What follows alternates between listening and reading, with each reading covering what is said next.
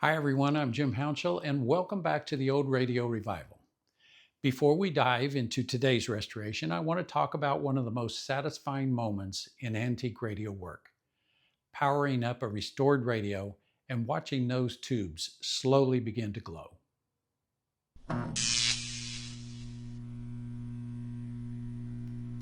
There's something beautiful about the soft orange glow of vacuum tubes coming to life. That glow isn't just for show, it means something fundamental is happening inside.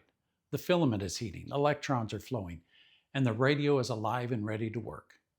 Without that glow, no matter how beautiful the cabinet looks, the radio remains silent and dead.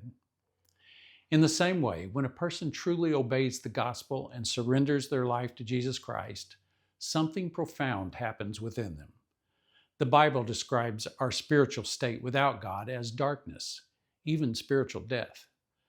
But when we accept Christ, the very light of God begins to shine in us. It's an inner illumination that signifies new life and a living connection with the Creator. Jesus declared in Matthew 5:14, "You are the light of the world. A town built on a hill cannot be hidden." When we come to Him, He rekindles that inner glow, empowering us to reflect His character and His love to a world lost in darkness. So here's the question: does your life glow with His presence? Is there that undeniable light that tells the world Christ is alive and working within you? Or are you like a beautiful radio cabinet with dark tubes, hinting at potential, but without the inner power to truly function? Obeying the gospel means stepping out of darkness and allowing the light of Christ to shine in and through you. Now let's head over to the workbench. The first thing I'm going to put on is sanding sealer.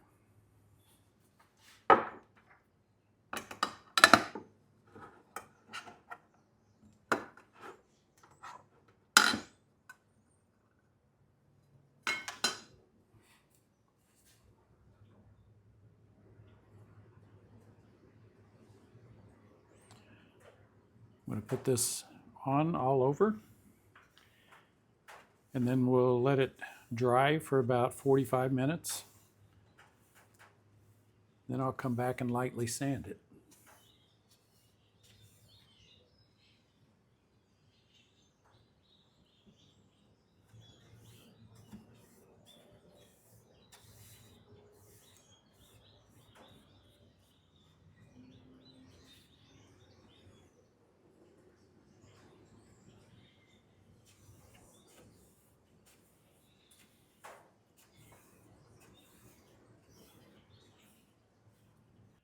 The sanding sealer dried for about an hour, so now I'm going to take this 220 grit sandpaper and just go over the whole thing lightly.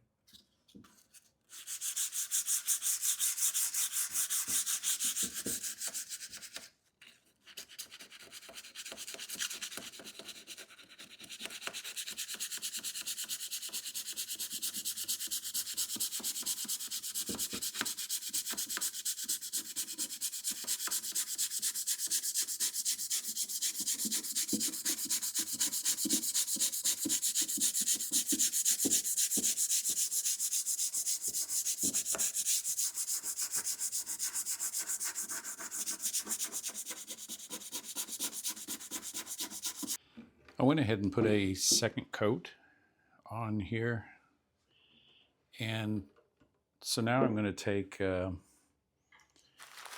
some of this steel wool. They say this 4.0 grade steel wool is equivalent to about a 400, 600 grit sandpaper.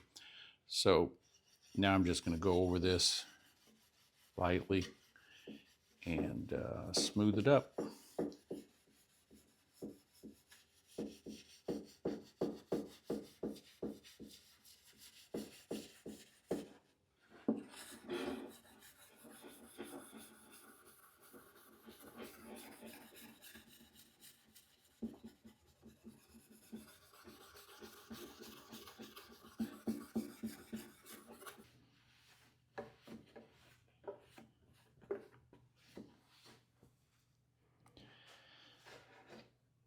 Yep, that's got 2 coats on it, sanded down. You remember these little crack lines that I have in this? I want to go ahead and make sure that those are filled. So I'm going to use some of this Aqua Coat grain filler. I've never used this before, but I'm going to try this. I'm going to put that on there, work that real well into those cracks and into the grain of the wood, and then we'll sand that down and see if we need any more coats of that. That's what we'll do next.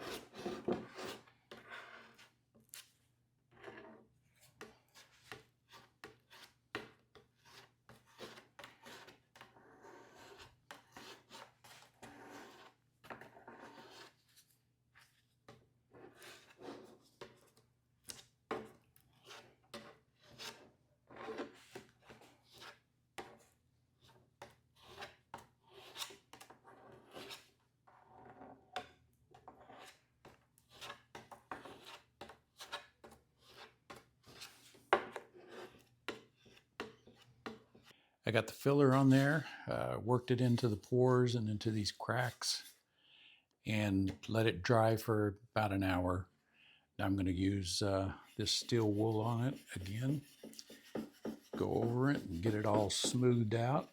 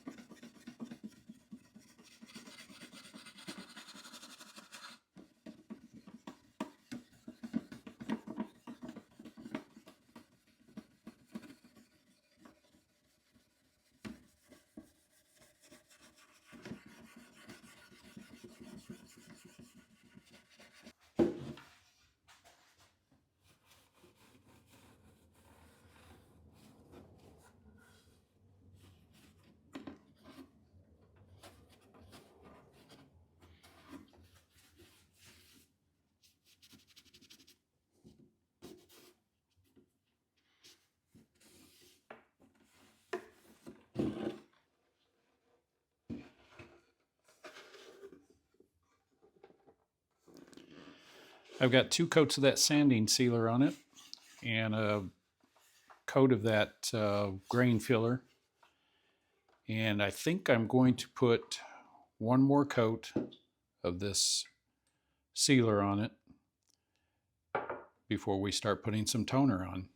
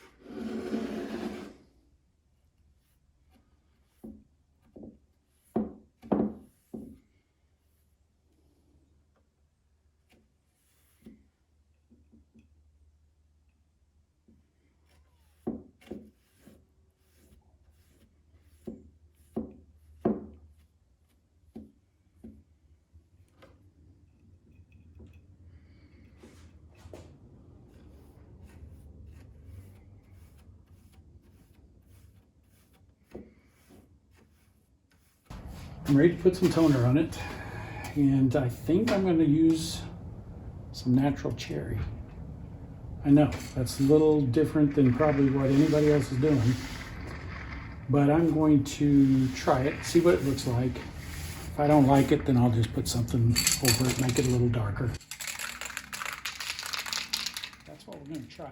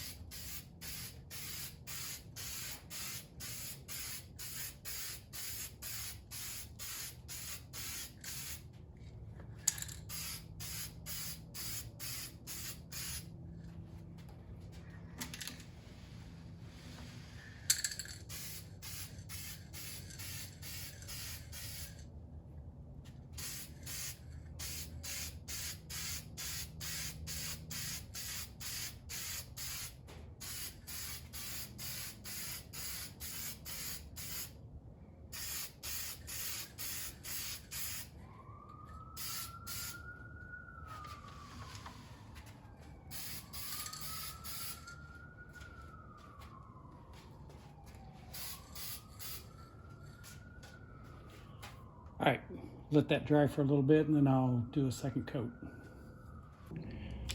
I think that may be as dark as I want to get it. I think I will let this dry, and then we'll take this paper off the front, see what that inner section looks like, decide what color, if any, we want to do on it. So I'll come back as soon as this is dry. I think I like that cherry. I think I'm going to leave that on there, just like that. I don't like this with the cherry. So I've got some medium brown walnut. Gonna try that on there and see if that helps the looks of it any. But I'll need to tape this off first, and then we'll come back and put some of this on it. Got it taped off. Now I'll put a few coats of this medium brown walnut on there and hope that it looks good.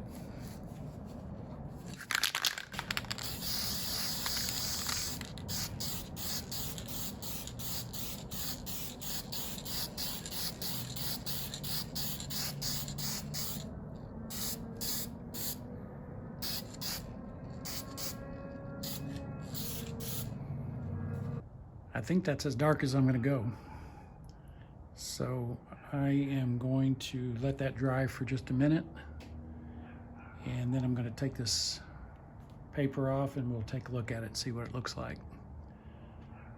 All right, here it is after I've put a little tone on this front part here. I think that's probably dark enough. That'll work. So it's looking pretty good. I think now what I'll do is I will tape this off and spray some extra dark walnut in these decorative areas here and around where the grill cloth is, and along this edge here. So anyway, it's going to take me a minute to get this all taped off, and when I do that, I'll come back and we'll spray that then. It's all taped up. Now I'm going to use some of this extra dark walnut on those areas that we talked about.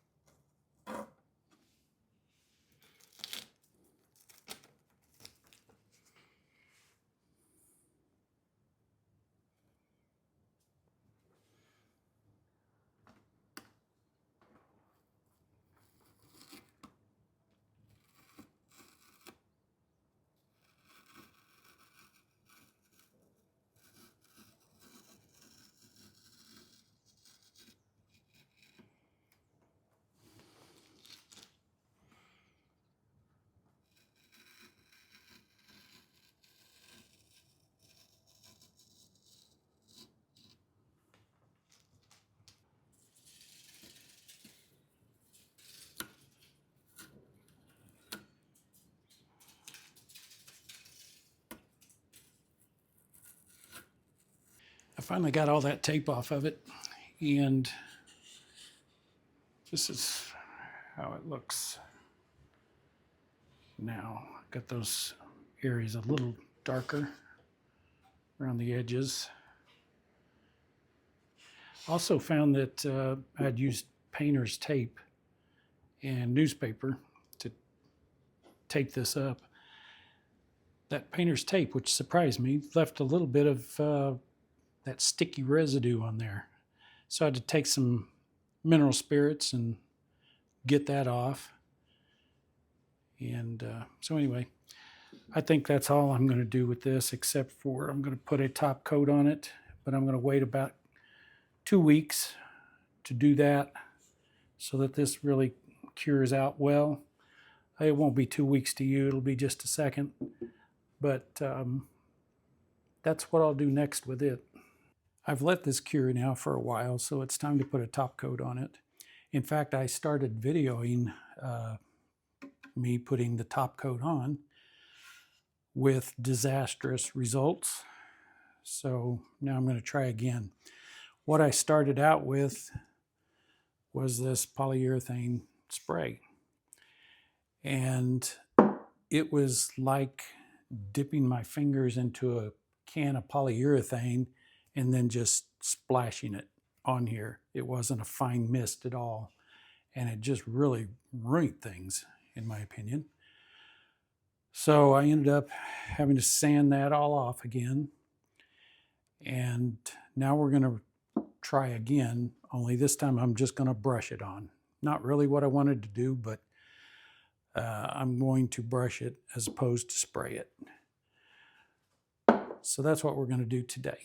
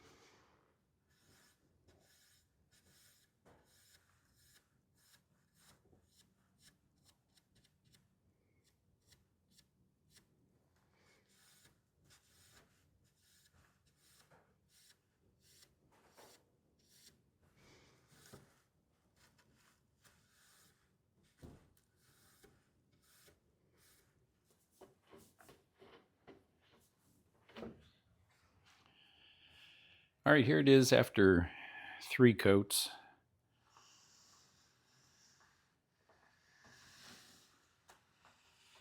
And it's getting there. Because I had to brush it instead of spray it like I wanted to, I think probably what I'll do, not in this video series necessarily, but I'll probably put another, I don't know, 3 coats on maybe. Just get that top coat nice and thick. Then I'll start using some sandpaper and just get thinner and thinner, or finer and finer on the sandpaper until I've got this nice and smooth, got all the brush strokes out, and get it polished up real good. But I'll do that another time. As far as the series goes, I think this is as far as I'll go with the refinishing. I hope you'll join me next time. Next time we're going to finish up some odds and ends on the chassis and on the cabinet and get things ready for an alignment. So I hope you're enjoying the series, and I appreciate you watching. And I'll see you in the next one.